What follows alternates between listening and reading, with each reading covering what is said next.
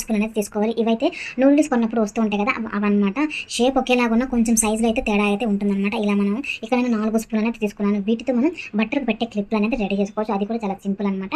ఇలా తీసుకున్న స్పూన్లే ఆ ఫోర్క్ ముందు పాటు ఉంది కదా, అది లేకుండా కట్ చేసుకోవాలి. ఇలా కట్ చేసుకున్న తర్వాత 4 కూడా కట్ చేసుకున్నాం కదా, ఆ తర్వాత ఇది కొంచెం పొడవు ఎక్కువగా ఉందన్నమాట. మనకి ఇంత స్పూన్ అయితే అవసరం లేదు. అందుకోసం మనకి ఎంతవైతే వరకు కావాలో అంతవరకు ఉంచుకొని వీటిని కూడా ఎక్స్ట్రా కొన్న వాటిని కట్ చేసుకోవాలి. ఇలా కట్ చేసుకున్న తర్వాత ఇప్పుడు 2 స్పూన్లు కలిపేసేసి ఒక రబ్బర్ బ్యాండ్ అనేది వేసుకోవాలి. అది కూడా టైట్గా వేసుకోవాలి. లూజ్గా అయితే అసలు వేయకూడదు అనమాట. ఇలా 4-5 సార్లు తిప్పితే కానీ ఇది కొంచెం టైట్గా అయితే ఉండదన్నమాట. ఇలా టైట్గా చేసుకున్న తర్వాత ఇప్పుడు ఈ రెండింటిని కూడా కొంచెం పక్కకు లాగేసి ఆ మధ్యలో మనం ఎక్స్ట్రాగా ఇందాక కట్ చేసుకున్నాం కదా, దానిని ఒక 2 తీసేసుకొని దాన్ని ఇలా రెండిట్ల మధ్యలో పెట్టేసుకోవాలి.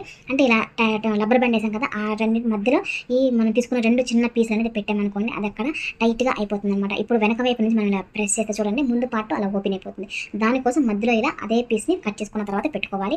ఇలాగే మరొక పీస్ మరొక క్లిప్ను కూడా రెడీ చేసుకోవాలి. చూడండి, చాలా సింపుల్. అంటే మధ్యలో పెట్టేది మాత్రం కొంచెం టైట్గా ఉండేటట్లుగా చూసుకున్నాం అనుకోండి, ఆ రబ్బర్ బ్యాండ్ అలా లాక్ అయిపోతుంది అనమాట. ఇలా చూసుకోండి, చాలా సింపుల్గా ఒక 2 క్లిప్లు అయితే రెడీ అయిపోయినాయి. చూసారు కదా, చాలా సింపుల్గా. ఇప్పుడు నేను వీటికి అయితే బట్టలుగా పెడుతున్నాను. అంటే మనకి క్లిప్పులు ఎక్కువగా లేని టైంలో, వర్షాకాలం అయితే ఎక్కువ క్లిప్పులు కావాలి కదా, అలాంటి టైంలో ఇలాంటి చెక్క స్పూన్ని ఒక క్లిప్పులాగా రెడీ చేసుకొని మనం చక్కగా రీయూజ్ చేసుకోవచ్చు. తప్పకుండా ట్రై చేయండి, చాలా బాగా వచ్చేస్తుంది. అలానే మీకు ఎలా అనిపించింది చెక్క స్పూన్ని ఒక క్లిప్పులాగా రెడీ చేసే ఐడియా అనేది కామెంట్ సెక్షన్లో కామెంట్ చేయండి. అలానే తప్పకుండా ట్రై చేసి కూడా చూడండి.